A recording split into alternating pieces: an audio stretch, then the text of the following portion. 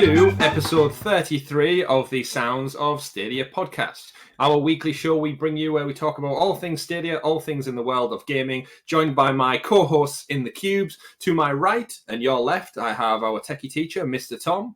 And right below him, we have the man of many pixels with the glorious beard right now, Mr. Richie. Give us a wave, gentlemen. Say hello. Hello.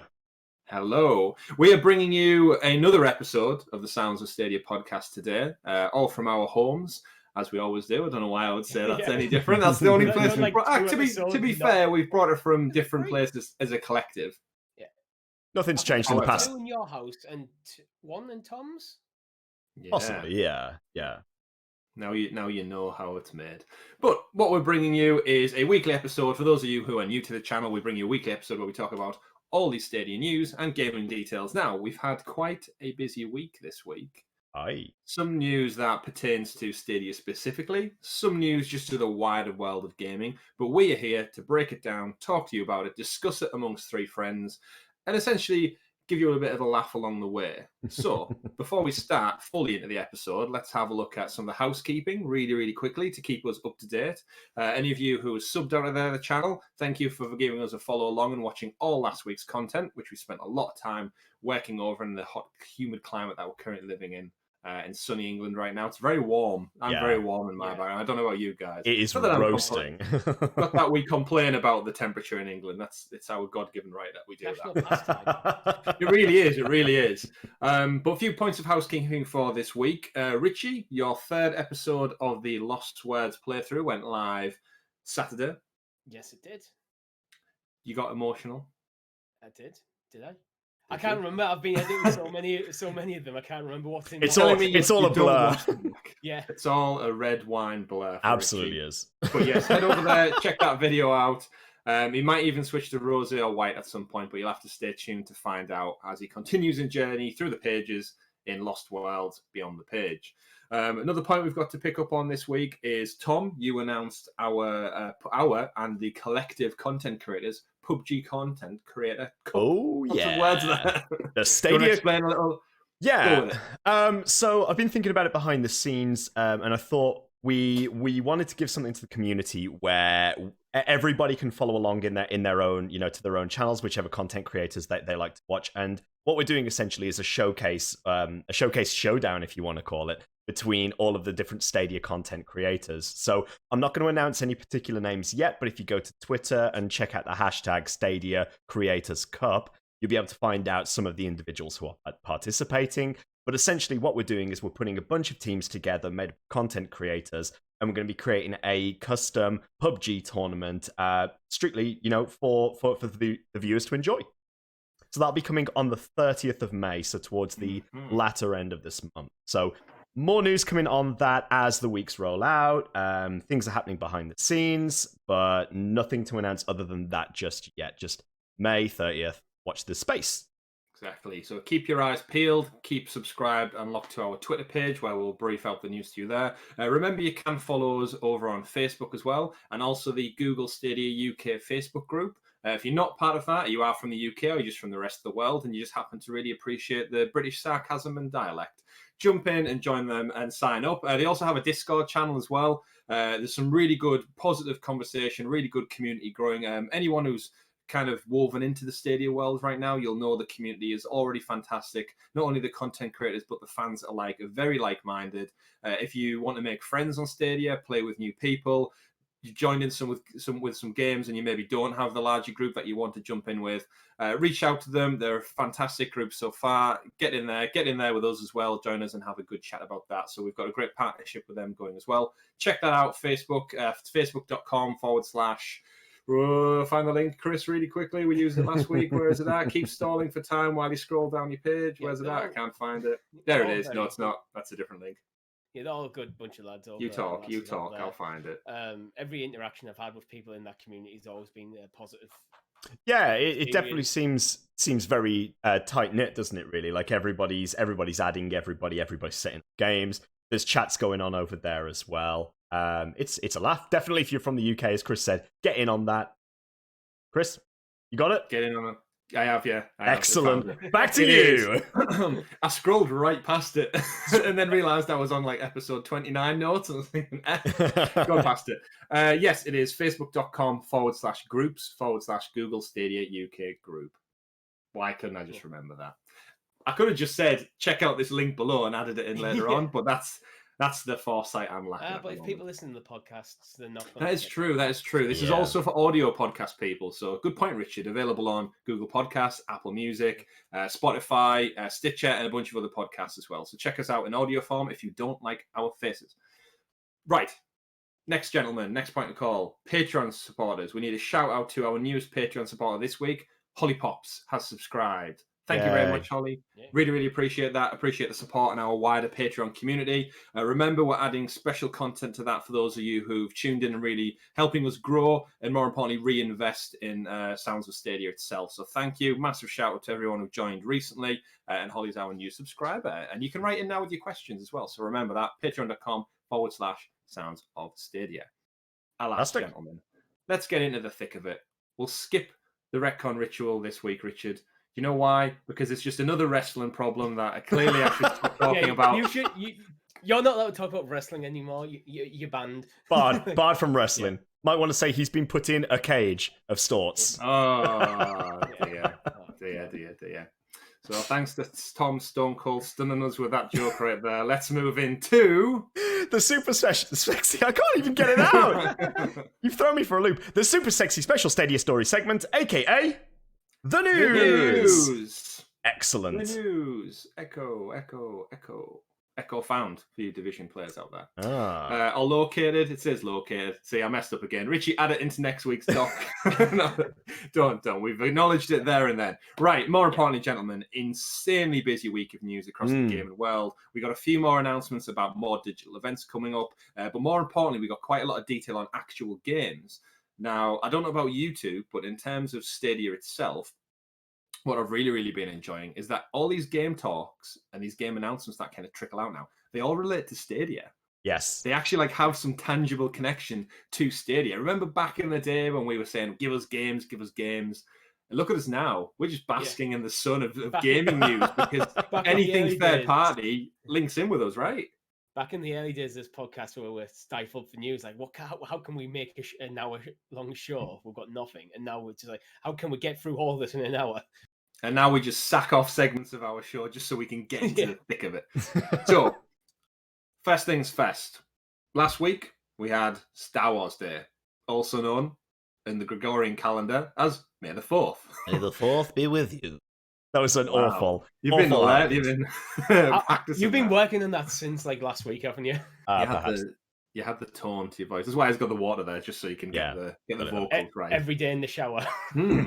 So more importantly, though, we had news on the newly announced game coming to Stadia this autumn or fall for you American listeners out there, as Jedi Fallen Order had a free Star Wars Day update, which was fantastic because we've all played this story, we've all finished it. However, I think we've all, for the most part, said we're looking forward to playing it on Stadia as well once you've had that time lapse.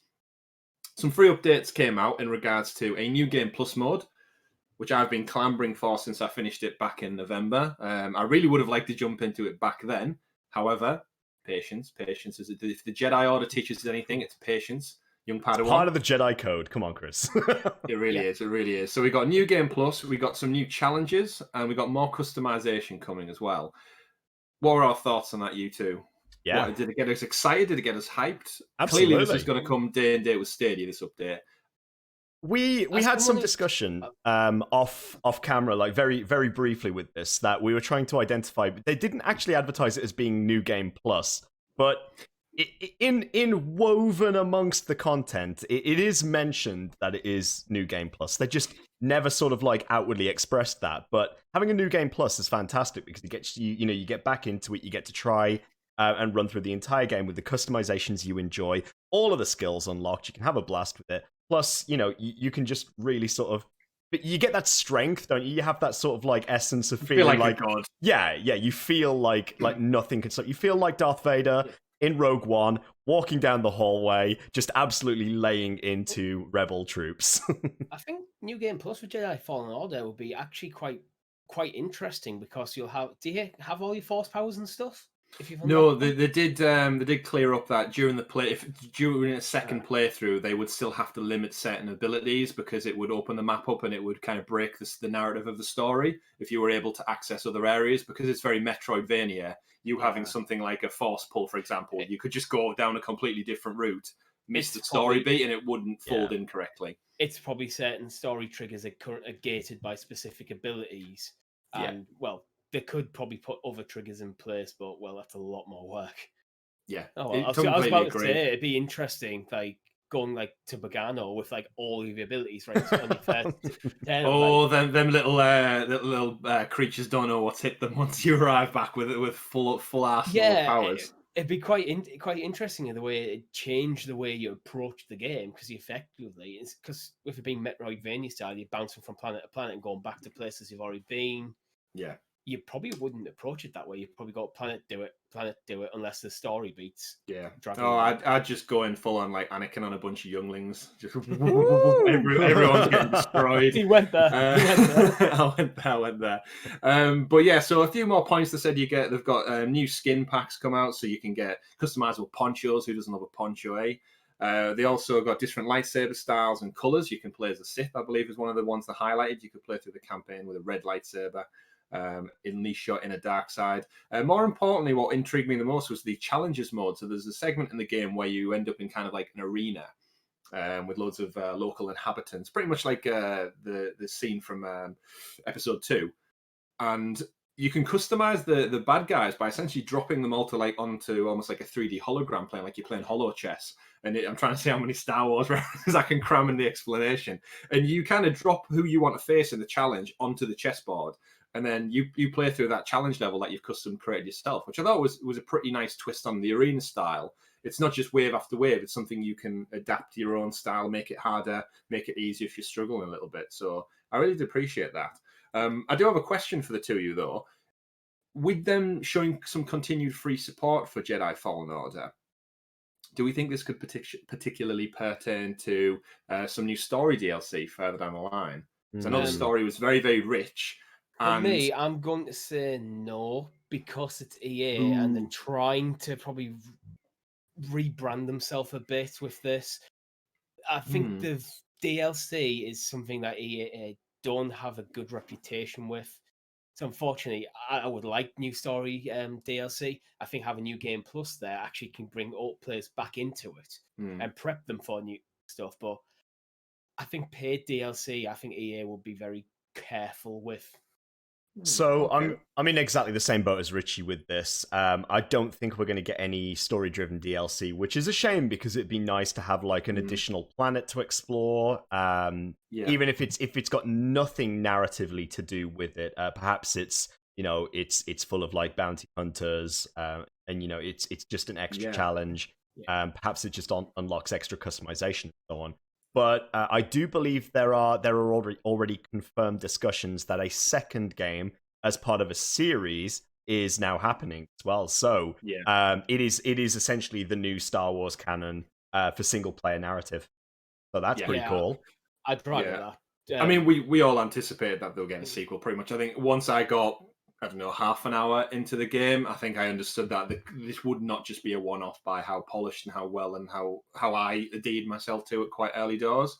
I would like that. Part of me really does think that we could get some story DLC, and the reason I've been thinking of that is, one, I want more Star Wars stuff potentially, but more so the void we've got now between any Star Wars movies. I know this week they announced that Taika Waititi is going to be doing his own one with some co-writers from The Mandalorian and such. It's going to be a long while until we see any kind of commercial footprint from Star Wars as we know it. We know season 2 of The Mandalorian is due to drop later this year. For EA, I could see conversations happening where once it was received so well last year, with them not being in any of the Game of the Year conversation, I feel like a nice piece of story DLC heading into this autumn, maybe winter, would really help reignite the game for some Game of the Year discussions. It allows them to time it perfect with a Stadia relaunch Game of the Year package. And like you said, Tom, that extra planet of just random hack and slash stuff, wouldn't be that hard to implement if it didn't have any impact on a narrative basis. Similar to in like God of War, they had the Muspelheim world where it was pretty much just go in and destroy stuff, no narrative, no real link to the campaign, just destroy it. And I think if you were at EA, how difficult would it be to terrain a different planet out, throw a bunch of bad guys in, do some kind of light speed fast travel to it and go, there you go, have some fun. Waste 30 minutes an hour testing out your new skins, your new lightsabers, one or two maybe new bad guy creatures. Go figure. I think it's probably harder than you think, because it's a lot of like tech creating all the textures, because every single world in that game is very distinct. And if they just kind of reuse assets, I think it'll just seem a bit cheap almost. Oh yeah, don't get me wrong. I'm not claiming to be a developer, and I don't know. I know it's not just copy and paste, and change the font and such. Yeah. I just think we're nearly half a year detached from it now.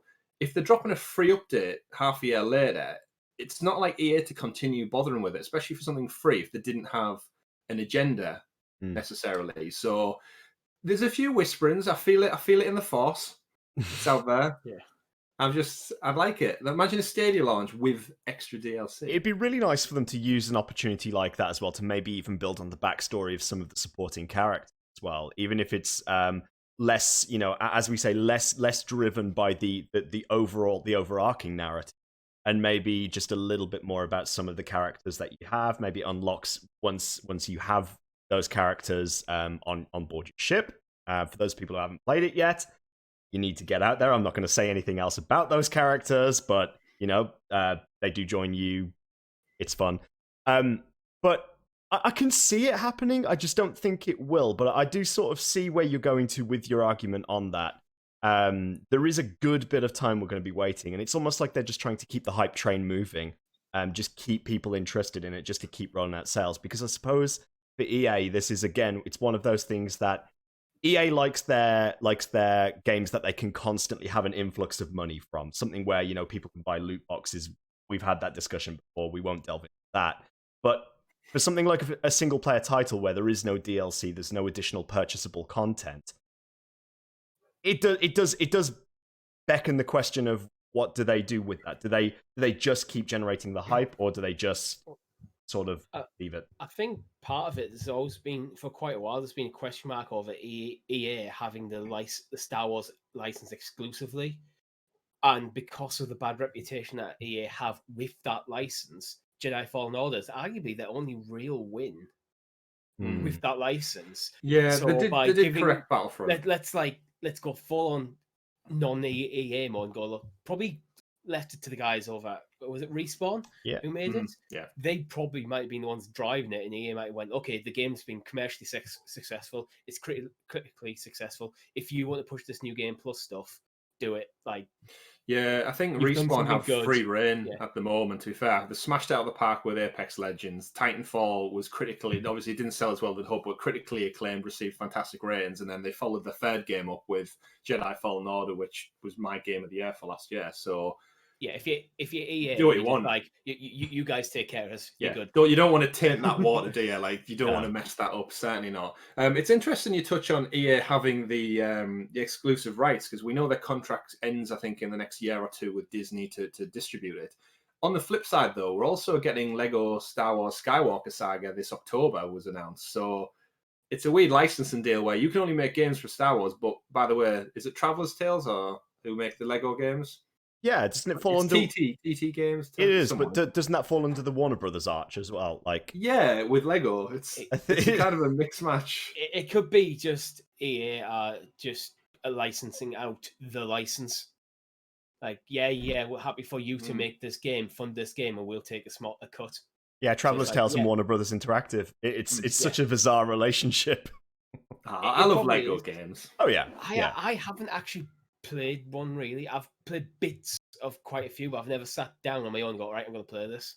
There's a lot of IP that lend themselves to Lego really well, and I think anything with multiple worlds and characters does, and obviously Star Wars has a huge roster of characters, new and old. They even confirmed Yaddle is going to be in the Skywalker Saga, which, for anyone who doesn't know, Yaddle's is the counterpart to Yoda, essentially, in the Jedi Council. She's the little green female one. She's only in it for all of 10 seconds, but she never got acknowledged in the other movies or the other canon content. So Yeah. She gets her own Lego character. There you go, Yaddle. You can rest in peace now.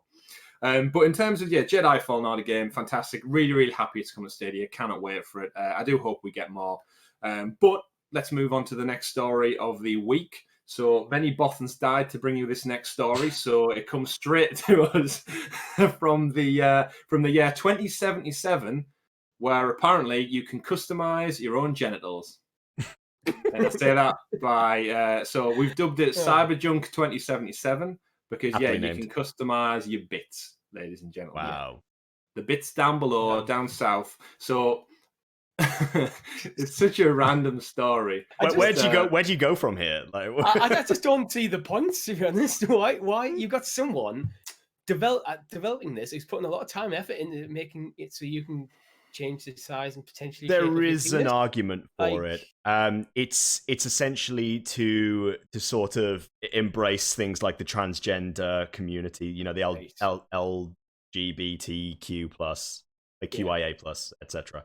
But yeah, it's definitely reaching out to that sort of audience. And what you've got to think about as well is we're talking again about like a cyber futuristic landscape that we're working with, where body modification is going to be very heavily involved. There's going to be things like beauty modifications, like physical enhancements, cybernetics, all of that sort of stuff. So it's sort of, I sort of understand where they're coming from.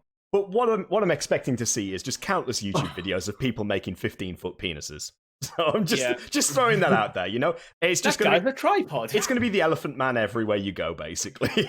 Yeah. So in the report, they've said basically, correct to what you're saying there, Tom. Yeah, players can select a gender and customize their character. Customization can include depictions of breasts, buttocks, genitalia, as well as various sizes and combinations of genitals. Never seen that before. So essentially, they're looking for a non-traditional gender option in a game, so like male, female, wizard, mage, all that kind of traditional stuff. Isn't it mage and sex terms? No, in terms of your like the wider scope of choosing your character, I am well aware, Richie, that mage and wizard are not going gender down a rabbit hole. But in terms of being inclusive, you can completely customize it. And obviously, the news outlets just picked up on this and said you can make your dick X size.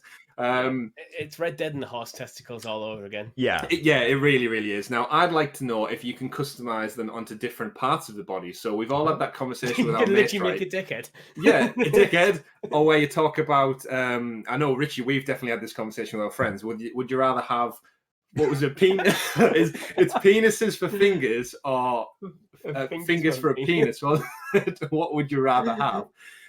So yes, my Cyberpunk character is going to be Johnny Tendix over here. Brings a whole new meaning. It's not jazz hands anymore, is it? It's jizz hands. I wonder how much penis is actually going to be on display in this game. Then, I mean, well, the game has now received an ESRB rating of M for mature, so that does mean it is on the absolute very high end of the scale in terms of rating. The tail end, some would say, Tom. The tail end, absolutely. Nice link. So yeah, it's very much going to be. I think for we know CD Projekt Red like to push the water with sex scenes and so on in the games. We've seen it in all of the Witcher games. I see them possibly. I mean, don't hold me to this, but do they dare go hot coffee mod from the old GTA game? If you remember that controversy back in the day, of like the hidden sex scenes in the video game that were you could never publicly access them, but there was the hot coffee mod that allowed people to actually get in to the action, shall we say? Yeah. I mean, video games in the past in the early 90s never had the best reputation for. I mean, we all know certain mods in Tomb Raider games that existed back on in the day. Yeah, so the SRB exists for a reason, and that sort of is the reason why. Like, yeah, completely. Is it what's the Peggy one? Peggy 12. What's that guy? Probably going to be UK, 8. Yeah, it's probably going to be 18. Would it be Peggy 18? Do what it actually? Yeah, 18. 18 would be the highest rating in Peggy. So it's not just short for Margaret. Is what you're saying? No. That's just what we're confirming there. Breaking news: Peggy is not short for Margaret. But in terms of the game, it looks fantastic. We did get a little snippet of news relating to Cyberjunk 2077 this week actually, and it was from our friend Duncan over at 12escape on Twitter. He noticed that the ESRB rating isn't available for Stadia for Cyberpunk yet, but it is showing for other platforms now.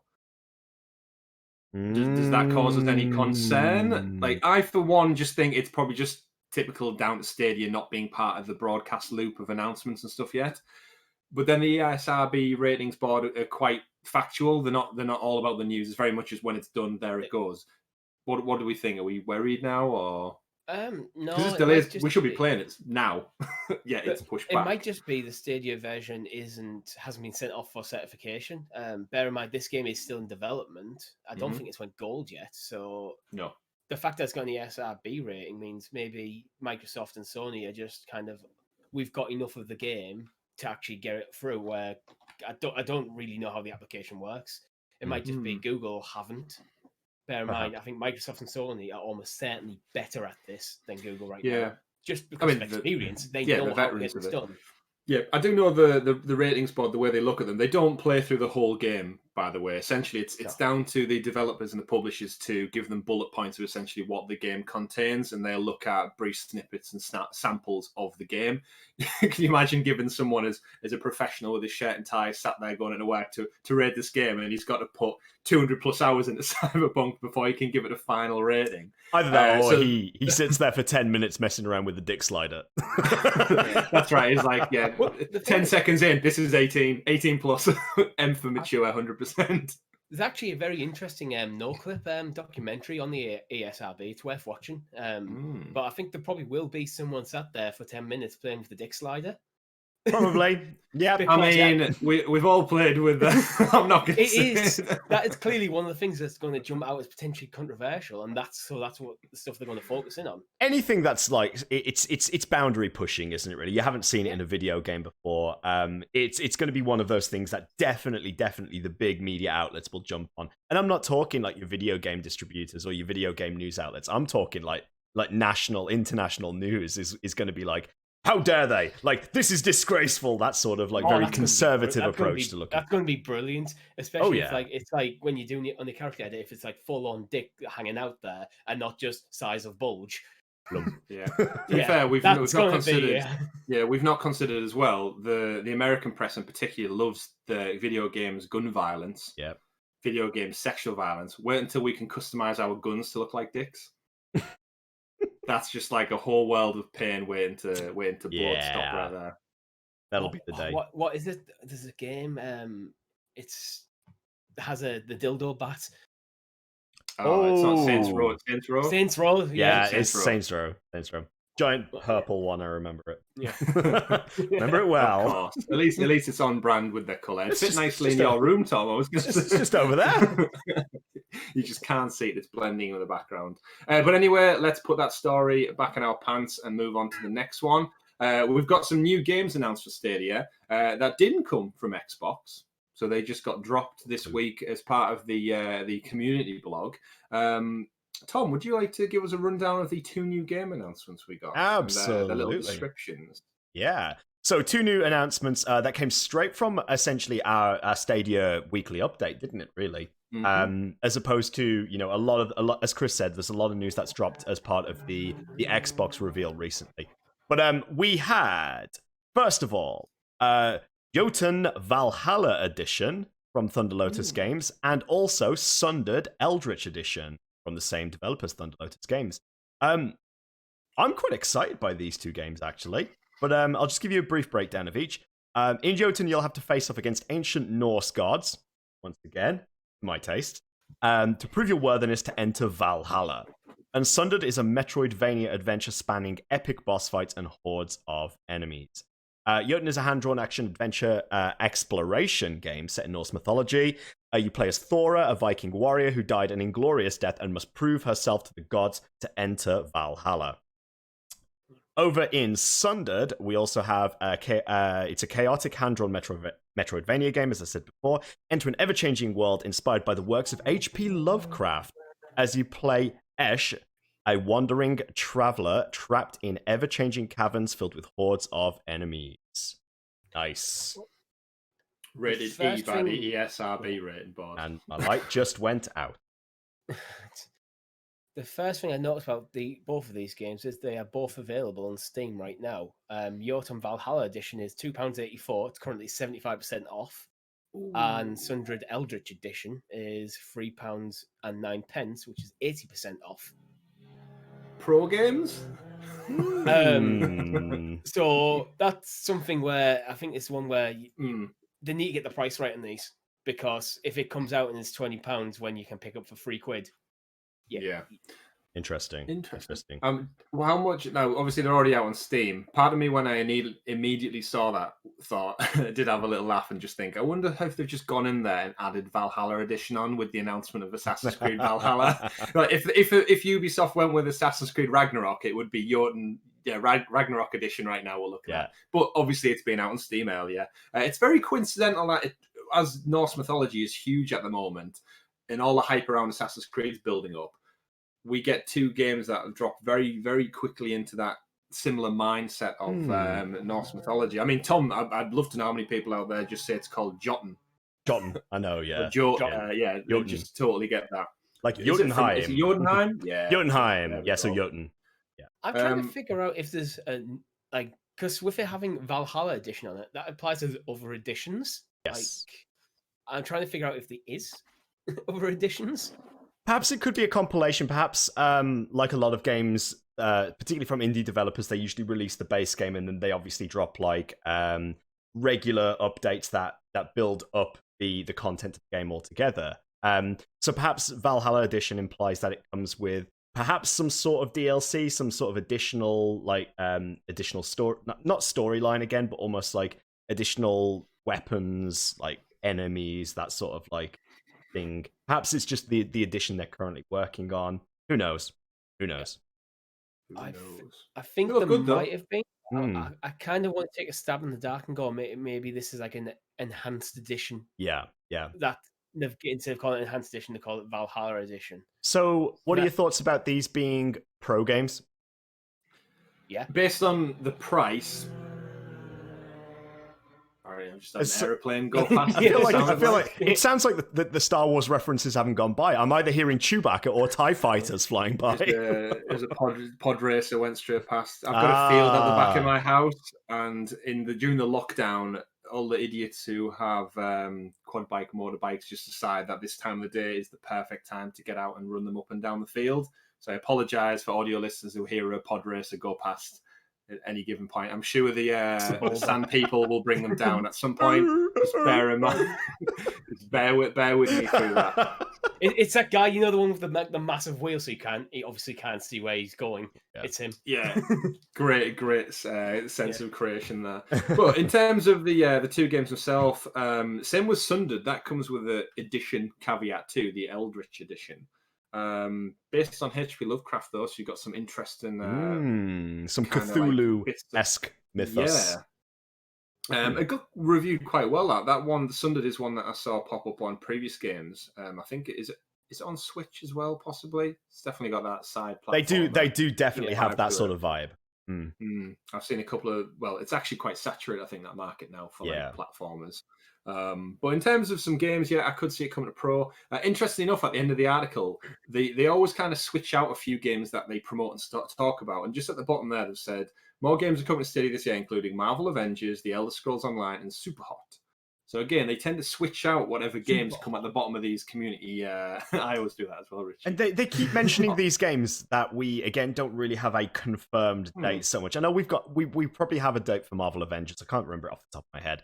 But we still know Elder Scrolls Online, no date for that. Still no date for Superhot. But they do keep mentioning it's sort of like, we haven't forgotten about them. They're still there. I think that's exactly what they're doing. Like, these games, we're aware of them too. Like, I think Marvel's Avengers was one that should have been out about now, but was pushed back. We should have been playing Cyberpunk and that. Can you imagine? I am so glad for these delays because, imagine trying to fit Final Fantasy, Cyberpunk, Marvel's Avengers, whatever else is. Last of Us. Ghost of Tsushima. Yeah, imagine trying to fit all that in. It's like you just miss out on some amazing games. So- Spread them out. Just spread them out. Indeed, you would. Speaking of amazing games, though, we got some new pro deals again. So whilst we're in the summer of Stadia and the 2 months of free games, and all of you new listeners who've joined us, all of you new Stadia players out there, you're being treated by one hell of a spring/summer discount promotion, because I feel like every time I open up the Twitter account, it's letting me know about a new pro deal that's just dropped. So this week we've got Doom Eternal got a price down, which I did see over on the UK Stadia Facebook group. It's cheaper than it currently is on PlayStation as well by a couple of quid or pound. I don't think quid translates that well. It does now. A couple of Quid quid. is pounds. Yeah, quid is a pound. Yeah, a couple of quid. Doom Eternal and the standard and deluxe edition got a price down as well. They got about 25% off. Grid Ultimate Edition, if you didn't pick it up on your pro games, you can pick it up for a good price now, about 50% off that. Richie, your playthrough of Lost Words Beyond the Pages clearly sparked some kind of dash for a promotion to get that game out there, selling more units. It's got 33% off, which brings down to under £10. I think it's about £8 something over here, just over $10 and 4 cents for those over in the States. Fantastic price on that one. Definitely snap it up. I've seen a few people comment on Richie's Lost Words video saying it's a bargain for that price. Definitely snap that up if you've not played it yet. Assassin's Creed Odyssey, just as the Valhalla information drops, we expected it. Ubisoft always do this. New games in the pipeline, marketing started. Here's a massive discount. And which one of us bought it? This guy. I think I said on the podcast, I can't remember whether it was last week or week before, I have definitely said it on some Sounds of Stadia content, so go watch all of our content and figure out where I say it. Just for that. But I did say I need to give it another go, and if it comes on a pro deal and the deal's good enough, I'll buy it and give it another go. So I look exhausted right now because I was up till 4 a.m. last night playing it. It's the rookie numbers. It's so worth it, though. It's literally hundreds of hours worth of gameplay for that price. Is insane. Completely is. Totally agree. How are you finding your second crack at the whip, Richard? The issues I had with it first time round are still there. I mean, it's still the same game, but because I'm not coming in from a point of view where I'm hyped up for this game, they're less egregious. I'm just kind of going, yeah, I knew that was there anyway. I don't care. So I'm enjoying it a lot more this time. Just because I think it is literally just down to the lack of expectation, and it's the procedurally generated quests. They suck. Yeah. They just suck. There's no place for them in an RPG. They take away from the narrative for me, take away from the world. It's when you approach miscellaneous. Yeah, and tells you to go kill miscellaneous bandits, and it's like it's boring. You approach a guy in the wilderness who just happens to be at some sort of campsite, and he's like, oh, no, I've just lost my job. And it's like, if you give me 50 coins, I will go away. And it's like, okay. It's something I really hope with Valhalla they take a look at. When you look at things like, The Witcher is my go-to for this, because I think The Witcher got side quests absolutely perfect. There wasn't a single wasted quest in that. You could tell, sat there playing it, that someone wrote every single line of dialogue. It wasn't pieced together by a computer, and it all added to the world.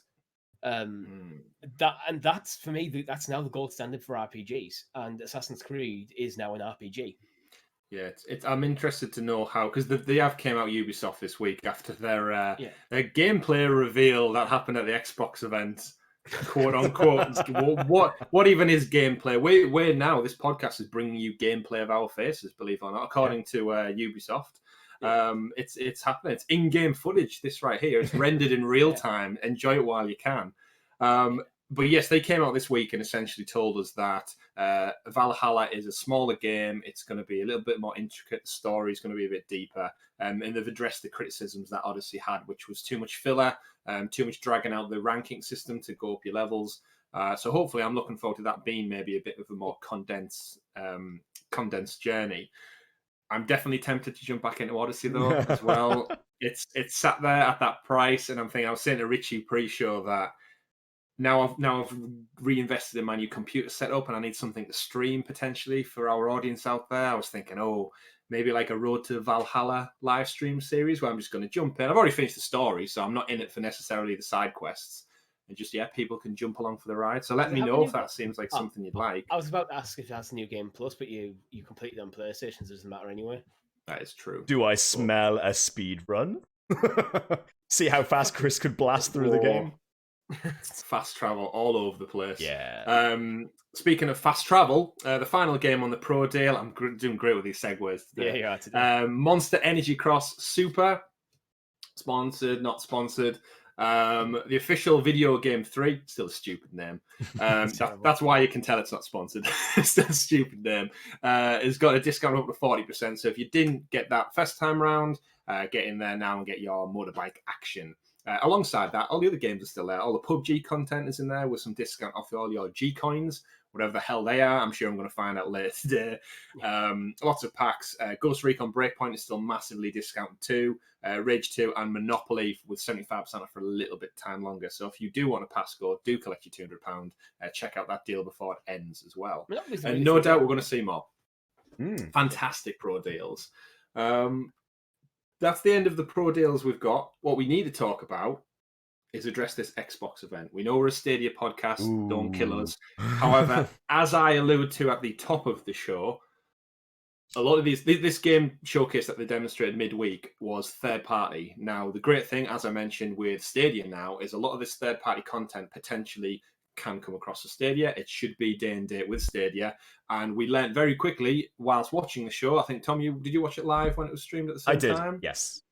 The Stadia Twitter account was all over those announcements and releases. As soon as they came out, guess what dropped on the YouTube channel? The trailer for the game that lined up. Bam! So we did get one announcement, which was Dirt 5 from Codemasters. Great thing with Codemasters, they've supported Stadia so far very, very well. I think every racing game on Stadia is from Codemasters, if I'm right. Jokingly, it's not really. But a lot of the racing games on Stadia, we joke about how many racing games there are. Dirt 5, shoe-in. I think we have seen already in the news it's not coming release date. It is going to come a little bit later, frustratingly enough.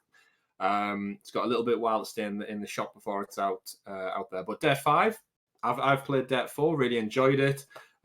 Struggled to come to terms with this driving simulation. It's a bit more Gran Turismo than it is arcadey, which is me and Tom have spoke about when we played The Crew. I think we prefer the arcadey style than simulation racing.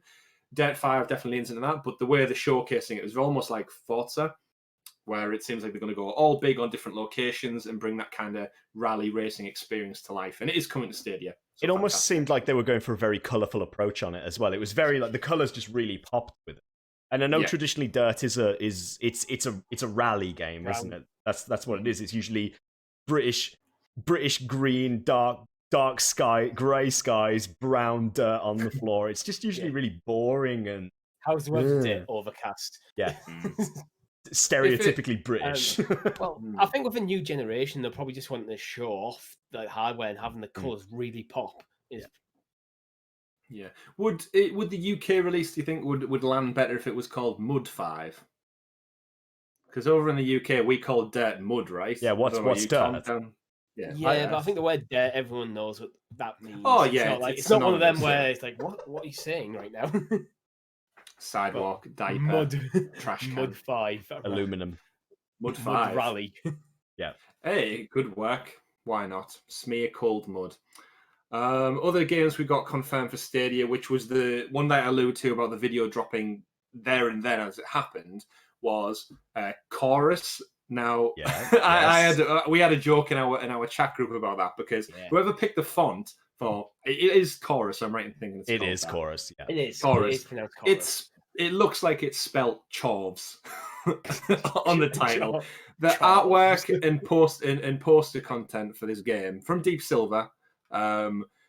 Why? That's a V, right? I'm not going crazy. It's a play on Old English. That's why the letter W is called W, because traditionally with like Old English, we used to use the letter U used to be a V. Like that's literally how we used to write the letter U. My German colleagues always moan about that. Yeah, but just over time, we've just adopted the U shape as opposed to a V. But I do agree. Like at first, look, you see it and you just go, Chorves? Yeah, But It yeah, just it's needs chorus. that V to the base of that V just to be a bit wider, so it looks like a stylized U rather than just a straight Yeah. V. Now, the worst part about that is if that's us who are clued in with the game industry a little bit more than your average Joe on the high street or your average Javo, whatever you want to call them. Javo. Javo. I'm just going to throw V's in everywhere now. If that's the case with us, obviously, then I don't know about you, Tom. I then looked at the YouTube title for the video, and it was spelt chorus in all capitals with a U correctly. And obviously, I understood that. As far as marketing goes for this game, they're off on a bad foot already. Look at us. We're not talking about the game. We're talking about the title. That's not a good big foot to start off on. And I appreciate it's old English and yada, yada, yada. Does your 15-year-old son who's just picked up Stadia for the first time, who's looking at games to play, does that land with a TikTok, Snapchat generation? I don't even think that it's Old English works for this game because it's more of a sci-fi game anyway. So it's not like a set piece historical drama or something. It's I just think it's bad. I'm gonna sort of disagree in a little bit, and only from the perspective that it's sort of it's almost symbolic of like time repeating itself and just how old things come back around again. I don't really think it links in any way whatsoever to the game. Like, I'm with you on that part of it, but in the grand scheme of things, I really don't think it matters, and I don't think it's something that we need to really discuss at length. But for me, I saw it, and like looking more into the game, I love the idea of this game. Like, it is a space shooter, and that is again what I live for. That sort of like super futuristic sort of like the universe is haunted. It's very visceral. It's very destroyed. You know, there was a lot of almost like destroyed architecture in space. Like very. I don't even really know how to describe it. I miss the words for this, but it's kind of dystopian in a way. But the game comes off as quite cerebral. You kind of like, what's going on here? Like, what is this universe that you're inhabiting? It's quite intriguing. Yeah, the take I got away from it was that you've got kind of the Star Fox element for the fighter, so you got to zip around in your ship, do all the shooting, moving around, do a barrel roll. You've got that. It reminded me a lot of Control with the stylization. If anyone remembers the artwork for Control, it was a lot of the dark colors, but bright reds really shining through and showcasing that kind of that ray tracing future we're going towards. It looked really good. And then I also got a very Death Stranding vibe from it with like the whole eye makeup and the dark, the almost like detached creature, almost like Psycho Mantis. Actually, like I think there's a spot in the trailer where it talks over saying she took it from us, or we blame her, or something like that. So there's definitely going to be a narrative throughout it, but it does look very different from a lot of the other stuff that was showcased. Yeah. So yeah, hopefully if the name doesn't distract too much, it's one that we should be excited about coming to Stadia. I'd say my take on it is that it looked, the two words I'd probably use for it is mysterious and haunting. Like, it just had that feeling to. But yeah, the theme of it is dark. It's not a nice. This world doesn't seem like a nice place. Top of my list from what I've seen today, though. So before we get into the rest, top of my list from what I saw. Oh, okay. Now, before we delve into the rest of the games, one of the points I would like to address while we're breaking down the Xbox content is this smart delivery. Now, it's been flung about on other podcasts that I've listened to as well, and there seems to be a lot of confusion. Essentially, the way I've viewed it and taken it is that if you buy a game on any Xbox current platform, so Xbox One or Xbox One S and stuff, it will work on your Series X that you're going to purchase as holder. They're going to give you essentially the playable version on your new console. So you'll buy it once, you own it on whatever platform going forward you choose to play it on. Is that your take on it as well? Yeah, exactly what I'd say. And I think the reason for it is because they want to try to make sure that they captivate people now. Because there's obviously this discussion around COVID that's essentially saying, oh, there's going to be delays, with the consoles coming out. Whereas Phil Spencer's come out and said, there won't be delays with the console coming out, but we can't say the same for the game. So I think it's sort of to alleviate that sort of pressure a little bit, take the pressure off. I think it's part of Microsoft's rebranding with Xbox a bit, that they just go up. It's almost kind of gone, look, Xbox is now just an ecosystem that you're going to be in. It's like, yeah, we're going to bring out new models over time, but you're going to be able to buy a game and it will be optimized for whatever hardware you currently have. Mm-hmm. Yeah. What it does lend itself quite fantastically, actually, is Stadia. Essentially, Stadia in a nutshell is smart delivery, right? You Yeah. buy the game now, you buy Assassin's Creed Valhalla the day it's arrived, and then no matter how many consoles come out in the future, how many forwards compatibility you need, Stadia is always going to have the most up-to-date, highly pushed version out there. It in essence, is smart delivery. I think the best way to think about it is if you go buy a PC game, quite often you'll go in the menus and there's been millions of different sliders to tweak and change settings based on your Make hardware. your dick bigger. We're not. Yeah, make your dick more or less pixelated. To enhance your graphical experience. Yeah, it's basically, my understand smart delivery is Microsoft are going to do that for you. Mm-hmm.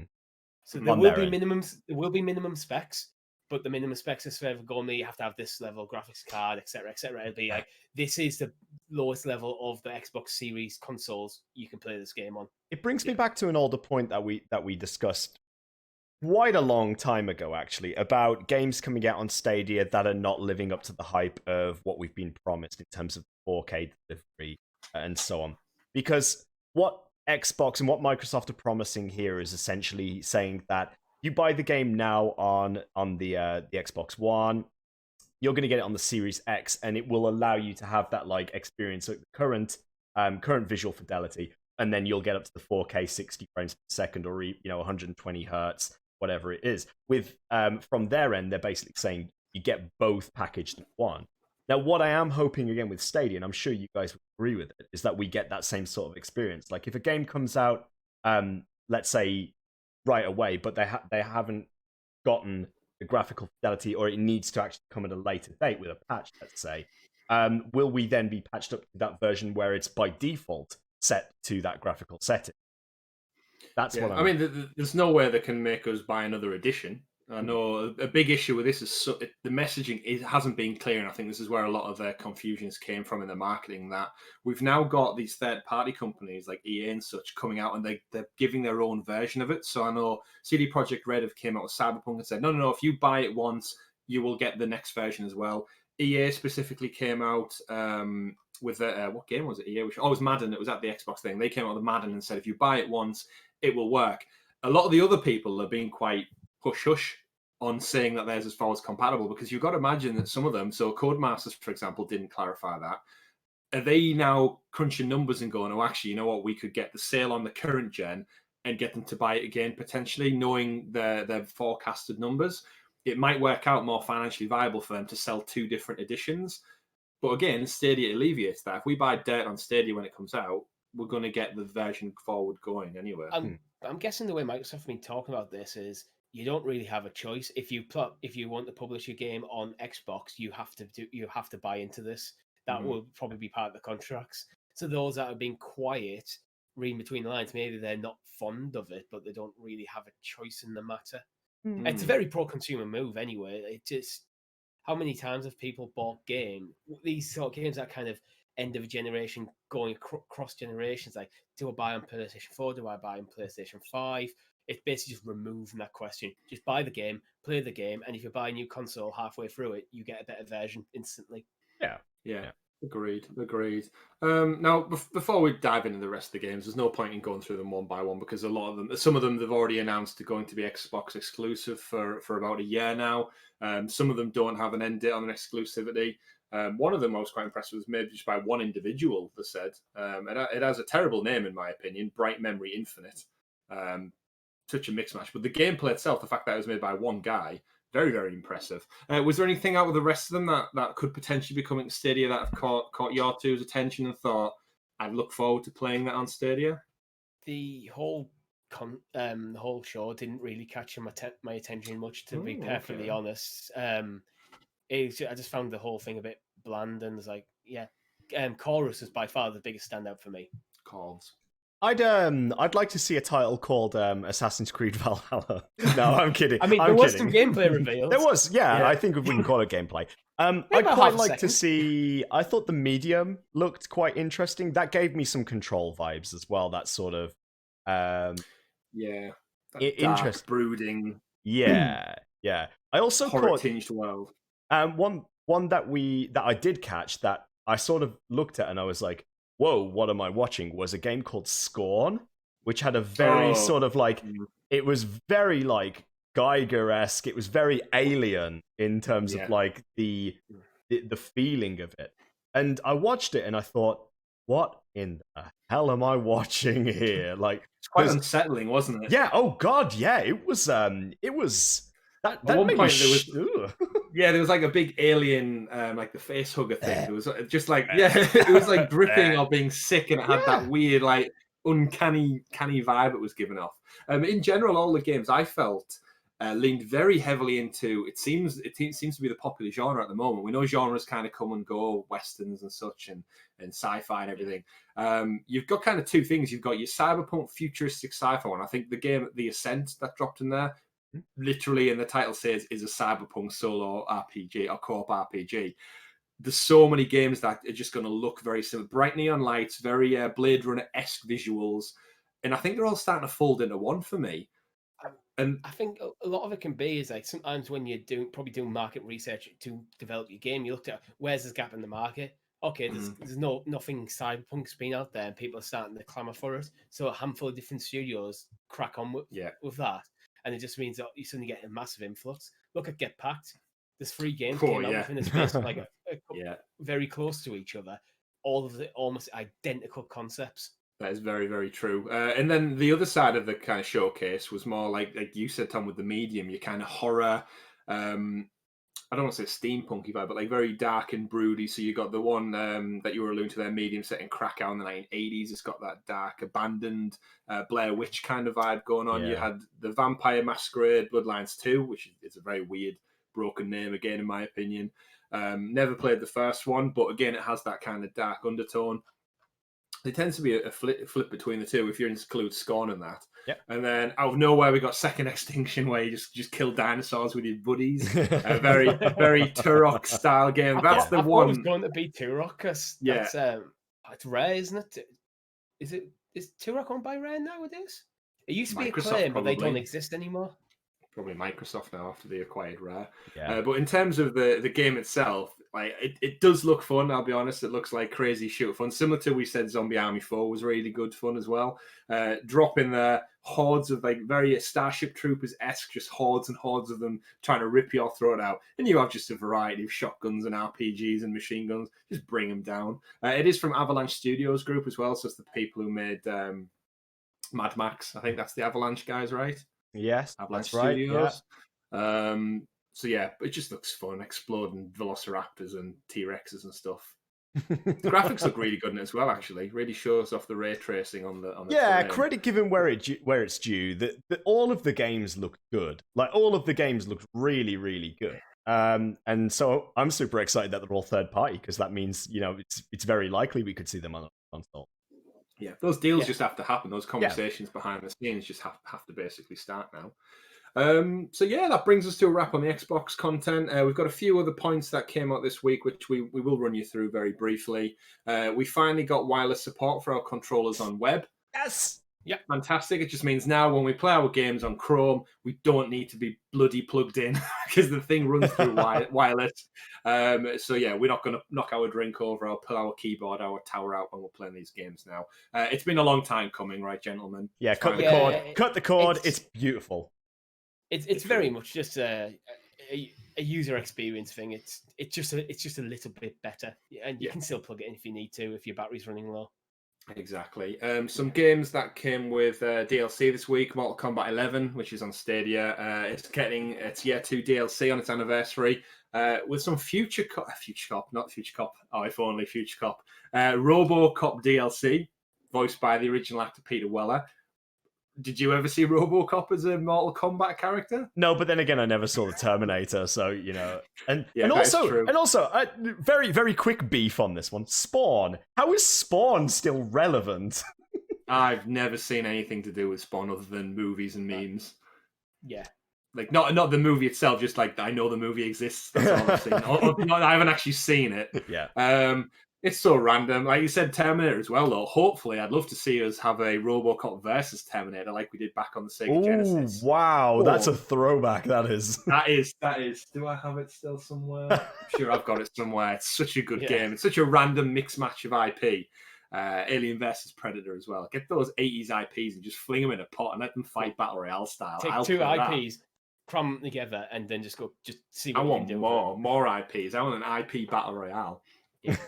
That would be amazing. It would. We got a sneak peek at the Lord of the Rings Gollum. It's basically announced to come to everything bar Stadia. As a big Lord of the Rings fan, I'm worried about this one, guys. Yeah, I'm like disappointed. I love the Shadow of War game, Shadow of Mordor from Warner Brothers. When they lean on the books, it always has a weird. I know the books are the original material, but Peter Jackson did such a good job with the movies. Anything that doesn't mirror them, I have really bad feelings towards. While we're on the Lord of the Rings, I just want to give a shout out to Andy Serkis of all people, because I spent a long time yesterday listening to him read The Hobbit for charity. That was awesome. It was.